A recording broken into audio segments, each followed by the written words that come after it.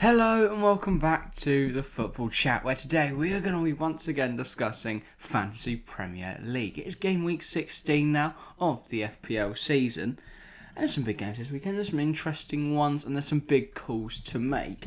Should we start with game week 15? Because obviously, it was an interesting game week. We knew there'd be some big games. We knew Chelsea, Arsenal, and Liverpool, Tottenham were going to be big things. We knew Haaland potentially not starting was going to be a big thing, but there's a lot of things happened.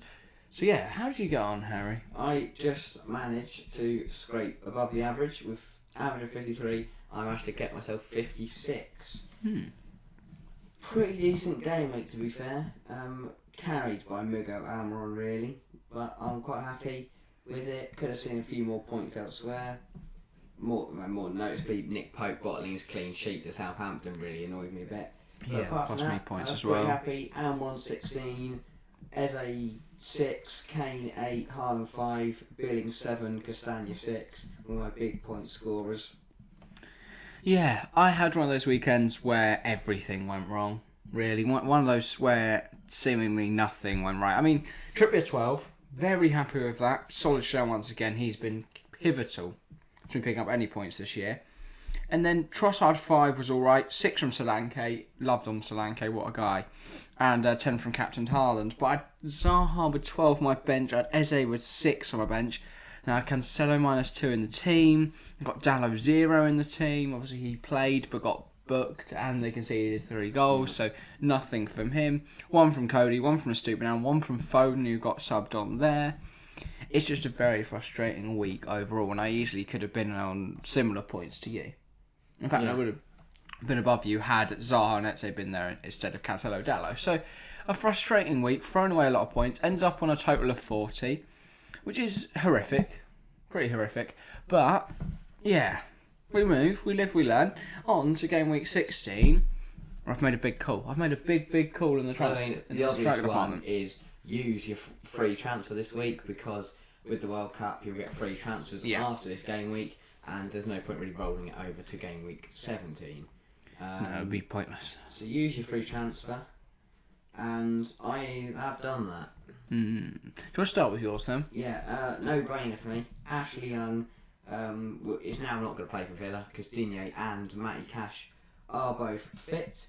So I thought, let's get rid of him. I had some excess funds as well left over, so I sold Ashley Young for 4.4 million. I had about 2.7 million left. So I brought in Gabriel. I mean, big 15 points hauled against Chelsea. I think that's what's tipped you there. Have you got this weekend, Arsenal? Wolves away. Oh. So it's in. They should be a clean sheet. I've still only got one Arsenal player. I've not really recovered any since the weekend where they didn't have any. Where they didn't have a game. But Gabriel Martinelli is still in the side, and he's done really well this season. But yeah, my transfer. It is a bit of a bold one, I admit. Liverpool forward Darwin Nunez. Darwin. Right, I took out Mitrovic. I don't think he'll do anything against Man United. All the Liverpool players have gone Nunez. Well, I don't have the funds for Salah right now. Right. I was considering getting rid of Foden, but I'd have had to get rid of a couple of players to facilitate that. Yeah.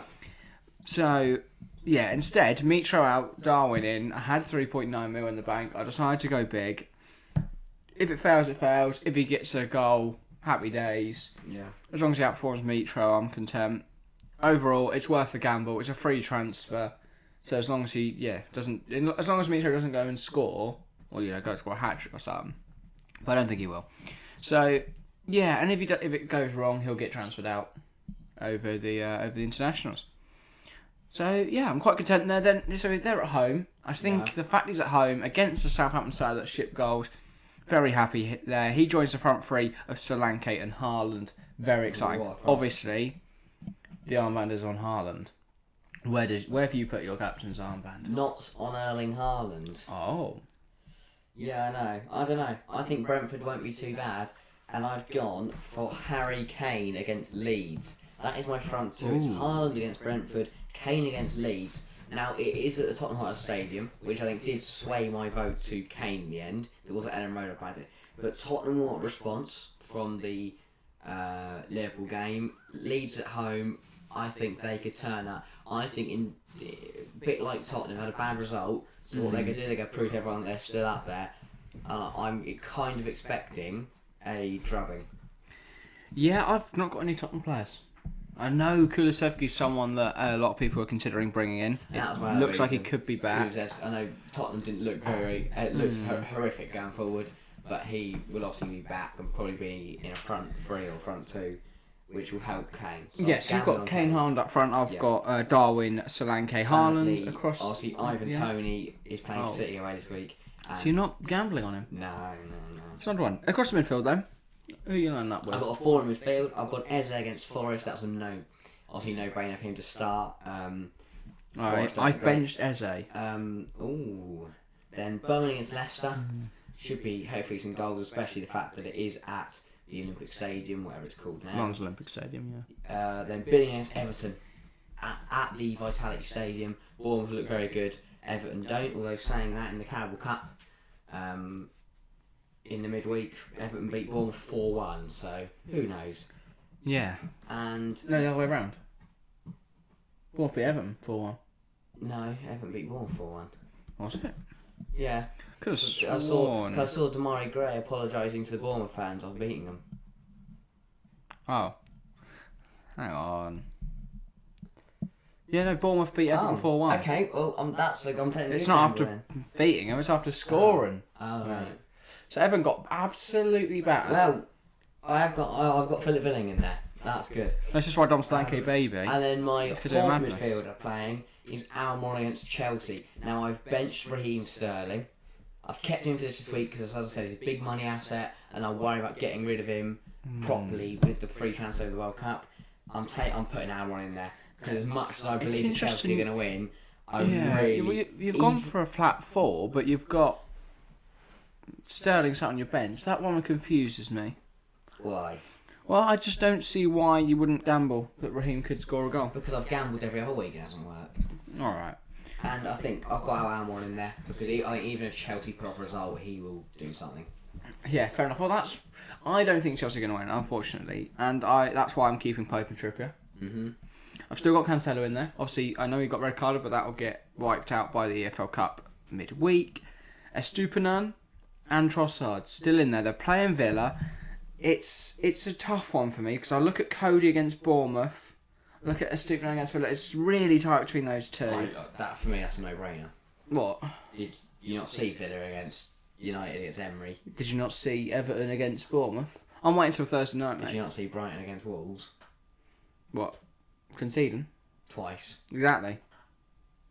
That's Wolves. I don't know, man. Both of them are naff. I've also got Trippier against Chelsea, so that could be a shit show. Cancelo, City could concede. So it could all go to shit, or they could all keep clean sheets. Who knows? Fair enough. Across the midfield, then, Zaha against Forest. He should score there. Knowing my luck, though, he'll decide to do nothing this week. It's interesting you haven't gambled on both of them. You've just I look at how else do I do it. I'm not going to take out any of Darwin, Solanke, Haaland. And then Martinelli, Wolves, he's good, you sat on, hopefully. Foden against Brentford. This one was a tough call. This is the only player I'd consider taking out for Eze. I mean, I don't understand your Brighton gamble. Foden's not done well recently. He's not started at all recently. And then, Trossard against Villa. I'm not dropping Trossard. I think Villa looked really good against United, but I don't know if that will continue. Wow, that is an interesting statement. Well, we'll see, won't we? Yeah. Okay. We'll certainly see. Other things to consider. What do we think of a Ronaldo gamble? No. United, why not? Rubbish. Look all over the place, and you can't take the gamble that he's going to start. We know he's going to start. Do we? No Sancho, no Anthony. Who have United got? Rashford played out wide. They've got Fulham. No. If you've got 10.2 mil sitting there... I think he's way too expensive. I don't think he'll do anything, and I think Fulham will win. Okay, well, that's interesting. I don't think Fulham will win, but... I don't see Ronaldo doing anything. Now, what do you think of Marcus Rashford? Maybe. But again, I think this free transfer that you've got, you need to use it, but I wouldn't use it to move any big funds. Do your big fund moving. But if you're going for a gamble now, go for it. I wouldn't go for a gamble like Why not? 10 point something million player. Why not? Because that's it. You just take him out next week. Well, but I mean, I'd be surprised though, because the only other player you could transfer out would be Haaland, using one free transfer, and no one's going to do that. No, you could take out Kane, you could take out Vardy. And why? If you've got £1 million in the bank, you can take out someone like Nunez. You can take out someone like Firmino. You've got 2. Okay, I wouldn't, in my opinion. If you've got 2 free transfers, I don't know. If you're looking for a gamble this week, though, I think Ronaldo is an interesting bet because he will start. It is Fulham. There's a chance he scores. If I'd say gambles, I think I'd look at Aston Villa. I'd look at Ollie Watkins or Leon Bailey. I'd also look at, again, Bournemouth. I mean, we've both said it all year. Solanke, Billing. I'd gamble on them. I think. But yeah, and then goalkeepers, I think, is one more thing to talk about as well. Who have you got on goal this week? I've got Guaita because Pope has got Chelsea and Guaita has Forest. Yes, I've got Pope against Chelsea in goal. My other option was Arsenal. Sarr against Arsenal. Well, yeah, you're in a very bad spot there. Yeah, I was considering making that my transfer and keeping Eze in the side and not bringing Nunez, but I thought, you know what? I'm going for a gamble. It's the final game before the World Cup. I'll sort it all out anyway at the World Cup, hopefully. So, might as well take a punt. Yeah. So it works. Right, I think we've got time to look through the league, haven't we? Yeah. Excellent. Let's have a look through the Football Chat League. I've now dropped to 496. You say that though, despite my above average week, I've still had a red arrow in the Football Chat League and I'm only 76 places above you. Well, it's a competitive league. It is a competitive league. Do not doubt that. Speaking of competitive, there's a change for the league, which we'll get into shortly. And someone we thought was topping it 2 weeks ago has dropped to 6th. But let's start with new entry in at number 10. We have got Apes Ballers. Walashi 2. Love the name. Brilliant. 66 points this week. Climbs up to 10th. Decent job. Darwin Nunez, fan favourite. In at number 9. 43 points this week. Not a great week, but has dropped to 9th. Stays in the top 10 though. Rosenberg's arm badge stays in there in at 8. He keeps position. But FPL Kubo in 7. And most importantly, Kayla Boga Magapi. If you don't know KLSFC, he topped it for a while. Yeah. Was doing really, really well. Drops to 6th now. Big times. Big movement in the league. Then Anthony Okachukwu in at number 5. He's climbed up with a 75-point week. Big week for him. I'm going to have a quick look at his team. Captain Mo Salah, had Zaha, had Solanke, had Kane, had Rodrigo. It's a decent little week. Oh, and Trossard in there as well. Very good job. Then in number 4, we've got Gunners. 3rd is AFC Mozart Ridgewan Okajinde, climbing back up the league into the top 3. Bonane, who was top, 53 points this week, sees him displaced by Mindful Primates. We've been keeping tabs on this guy all year. Had a very good week. Captained Haaland, used bench boost as well. And had Madison 11 on his bench. Big save there. Kane 8, Rodrigo 7, Almiron 8, 5 from Trossard, 12 from Trippier, 8 from Saliba. A very, very decent week, and they now top the league. Yeah, I mean, I've just been scrolling for the league. The highest total I found was 85 LTMFC. Let's have a look at this team. Trippier captain 24, Gabriel 15, Castagna 6, Salah 15, Solanke 6, Eze 6, Trossard 5, and they had Haaland 5 on their bench. They could have had even more, but yeah, I think that's one of the highest game weeks I've seen in our league. That's pretty decent. Right, I think that's where we will call it a day today. Make sure to get involved in the comments down below with your FPL queries, your questions, and most importantly, your one free transfer this week, what you're changing, and tell us why.